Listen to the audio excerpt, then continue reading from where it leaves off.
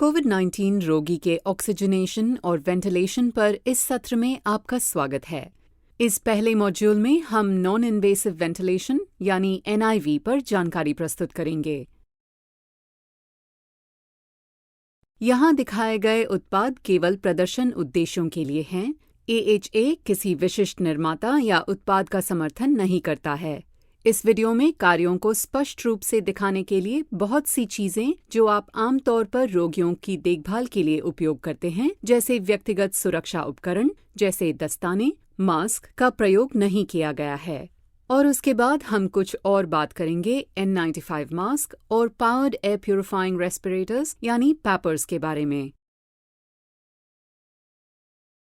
हमने इसे उन गैर ICU स्वास्थ्य कर्मियों को समय समय पर प्रशिक्षण प्रदान करने के लिए डिजाइन किया है, जो या तो नियमित रूप से ICU में काम नहीं करते हैं या जिन्हें हम ICU में मदद करने के लिए सेवानिवृत्ति या आउटपेशेंट सेटिंग से खींच रहे हैं। इसके अतिरिक्त हम चाहते हैं कि कोविड मरीजों के इलाज के दौरान आप पूर्ण रूप से अपनी रक्षा करें और हम आपको अधिक से अधिक जानकारी प्रदान करने का प्रयास करना चाहते हैं ताकि आप NIV और HFNC जैसे उपकरणों का उपयोग कम से कम जोखिम के साथ कर सकें। हम इन NIV और HFNC जैसे उपकरणों के लाभों और कार्य की संक्षेप में समीक्षा करेंगे। आप में से कुछ लोगों के लिए जो कुछ समय के लिए ICU सेटिंग से बाहर हो गए हैं, HFNC आपके लिए नई हो सकती है। तो आइए सबसे पहले जोखिम को कम करने के साथ शुरुआत करें। कोविड में जब हम वेंटिलेशन उपकरण का उपयोग करने का प्रयास कर रहे हैं, तो हम उस विधि का उपयोग करने का प्रयास करना चाहते हैं जो कम से कम मात्रा में एरोसोल उत्पन्न करता है। और इसलिए कोविड-19 रोगियों के बारे में साहित्य में आप जो बातें अक्सर सुनते हैं, उनमें से एक है एरोसोल जनरेशन या प्रक्रियाएं जो एक एरोसोल का उत्पादन करती हैं। NIPPV और HFNC में एरोसोल उत्पन्न करने का अधिक जोखिम होता है, किस हद तक निश्चित रूप से पता नहीं है। इसीलिए इनके उपयोग को कम से कम करने का प्रयास करें। यदि आप NIV या HFNC का उपयोग कर रहे हैं, तो उससे एरोसोल जनरेशन के कारण कमरे में पूर्ण वायुजनित सावधानी बरतने की आवश्यकता है और इसके लिए एक नकारात्मक दबाव कक्ष यानी नेगेटिव प्रेशर रूम भी फायदेमंद होगा। लेकिन यथार्थ में इस तरह की महामारी में पर्याप्त नकारात्मक दबाव वाले कमरे नहीं उपलब्ध हो सकते हैं। इसलिए यदि आप NIPPV शुरू कर रहे हैं, तो हम ये सुनिश्चित करना चाहते हैं कि उच्चतम स्तर की स्वीकृति प्राप्त हो और हम दृढ़ता से अनुशंसा करते हैं कि यदि संभव हो तो इन मामलों में NIV से बचें। इसके निश्चित रूप से अपवाद हैं, जैसे यदि आपके पास NIV या HFNC के सीरियस इंडिकेशन के साथ एक डू नॉट इंट्यूबेट रोगी है। रोगी जो NIV का पहले से उपयोग करते हैं, जैसे एक न्यूरोमस्कुलर रोगी, आप उनकी सेटिंग्स को थोड़ा ऊपर एडजस्ट कर सकते हैं। हमारे पास कुछ ऐसे रोगी हो सकते हैं जिन्हें कोविड के साथ एस्थमा एग्जैसर्बेशन या कंजेस्टिव हार्ट फेलियर है और आपको लगता है कि उन्हें NIV या HFNC से फायदा होगा। रोगी जिन्हें एक्सट्यूबेशन फेलियर या री-इंट्यूबेशन का जोखिम हो और इसलिए आप उन्हें जल्द ही वेंटिलेटर से बाहर निकालने की कोशिश कर रहे हैं, या हमारे पास वेंटिलेटर की कमी है, इन स्थितियों में उच्चतम स्तर की स्वीकृति लें। तो आइए एक सेकंड के लिए रुकें और HFNC की समीक्षा करें, क्योंकि ये पिछले 5 से 10 वर्षों के भीतर एक बिल्कुल नई चिकित्सा है जिसके बारे में हम वास्तव में काफी कुछ सीख रहे हैं।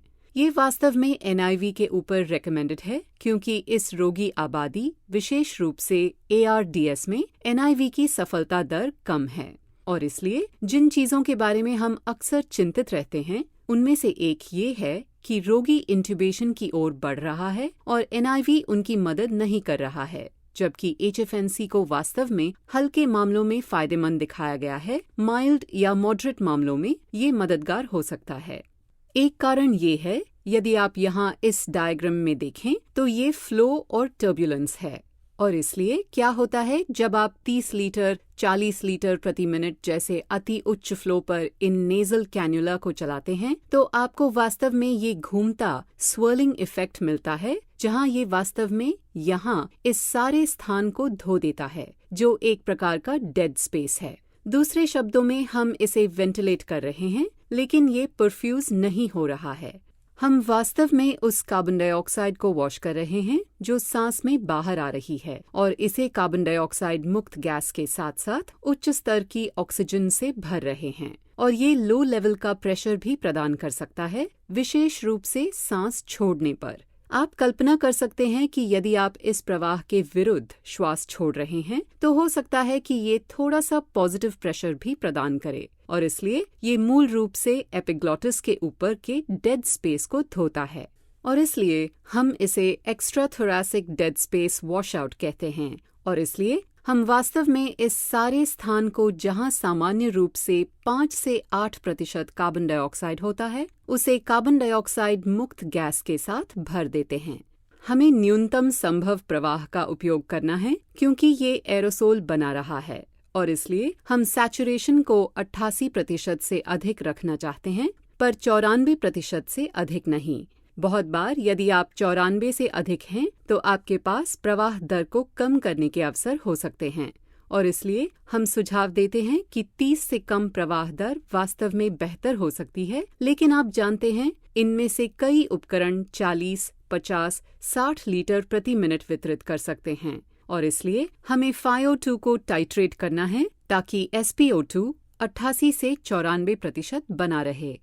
और इसलिए आपको ये सुनिश्चित करना चाहिए कि HFNC उचित फिट है, दूसरे शब्दों में इसके चारों ओर जगह है। आप नहीं चाहते कि ये पूरी तरह से नासिका को बंद करें क्योंकि तब हम वॉश नहीं कर पाएंगे, और इसलिए इसे शुरू करने के बाद आपको रोगी का आकलन करने की आवश्यकता है, आमतौर पर लगभग 1 घंटे से लेकर शायद 3 घंटे तक, यह निर्धारित करने के लिए कि ये काम कर रहा है या नहीं। अगर यह काम नहीं कर रहा है तो हमें इंट्यूबेशन की तरफ जाना चाहिए। और सबसे बड़ी बात जो हम यहाँ चाहते हैं वो यह है कि हम सुधार की कमी के कारण इंट्यूबेशन में देरी नहीं करना चाहते हैं, और इसलिए कई बार हम सोचते हैं रोगी ठीक हो रहा है और फिर वे सबसे अनुपयुक्त समय पर क्रैश कर जाते हैं। इसके अतिरिक्त चूंकि यह एक एरोसोल उत्पन्न करने वाली प्रक्रिया है, इसलिए हमें इस पर एक ढीला ढाला सर्जिकल मास्क लगाना चाहिए। यह मूल रूप से एरोसोल को मास्क में ही रखने में मदद करता है ताकि इसके वातावरण में प्रवेश करने का अवसर कम हो।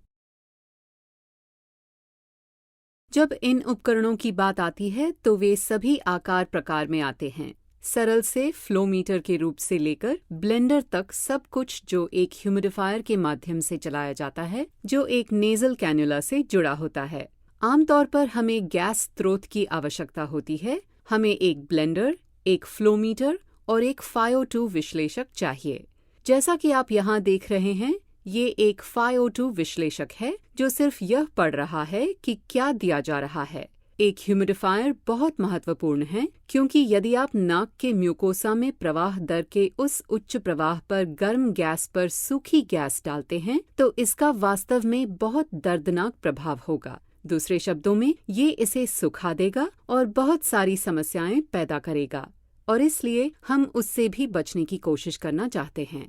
हमें पता है कि कोविड रोगी आबादी में वास्तव में गाढ़े स्राव होते हैं, और इसलिए शायद ह्यूमिडिफिकेशन वास्तव में भी फायदेमंद हो सकता है। एक बार फिर, ये सर्जिकल मास्क का एक उदाहरण है जो उच्च प्रवाह नाक प्रवेशनी उपकरण के ऊपर एक प्रकार से शिथिल रूप से फिट होता है। चलिए अब NIV के बारे में चर्चा करते हैं। मैं इसे प्राथमिकता के क्रम में कर रही हूँ। यदि आपको गैर आक्रामक के लिए उचित रोगी चयन मिलता है तो ये इस तरह से काम करता है। यह श्वसन की मांसपेशियों पर लोड कम करने के लिए वेंटिलेटरी सहायता प्रदान करता है। सबसे महत्वपूर्ण बात यह है कि यदि आपके रोगी को बहुत अधिक वर्क ऑफ ब्रीदिंग होता है तो कई बार आप उन्हें थोड़ा सा पॉजिटिव प्रेशर सहायता दे सकते हैं। और इसके अतिरिक्त यदि वे हाइपॉक्सिक हैं, जो कि इस रोगी आबादी में होता है, तो लंग वॉल्यूम बढ़ाने के लिए ताकि ऑक्सीजन को थोड़ा आसान और अधिक कुशलता से वितरित किया जा सके।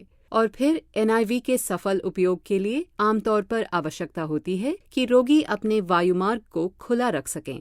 ये कुछ ऐसा है जो काफी महत्वपूर्ण है। यदि उनकी चेतना का स्तर कम है और कमजोर श्वसन ड्राइव है तो ये आमतौर पर NIV के लिए उपयुक्त नहीं होते हैं। आपको बस इंट्यूबेशन की ओर बढ़ना चाहिए। और फिर आखिर में ये चेहरे की असामान्यताएं हैं जो मास्क का उपयोग प्रतिबंधित करती हैं। हम सिर्फ नेज़ल मास्क के बजाय फुल फेस मास्क की सलाह दे रहे हैं। कई बार हम वास्तव में नाक के मास्क से शुरुआत कर सकते हैं, लेकिन इस आबादी में एरोसोल उत्पन्न होने के कारण हम वास्तव में एक पूर्ण फेस मास्क की जोरदार सिफारिश करना चाहेंगे। आमतौर पर सेटिंग्स में हम प्रयोग करते हैं एक स्पॉन्टेनियस मोड, जैसे pressure support mode. Peak airway pressure कहीं भी कम से कम 8 से लेकर 20 जितना अधिक हो सकता है।